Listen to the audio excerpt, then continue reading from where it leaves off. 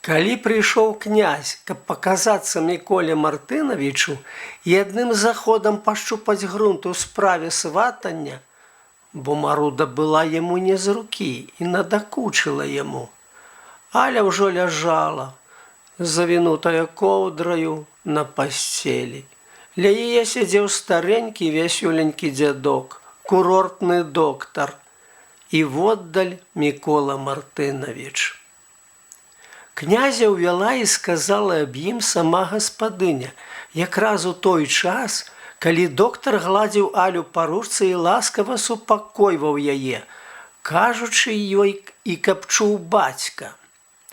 «Нічога, нічога, маё дзетка, маленькая нервовая хваробка. Трэба супакоіцца, выпіць мае мікстуркі, хоць ад іх і невялікая польза, і як рукою здыме. Найлепшае ж радае лякарства – спакой».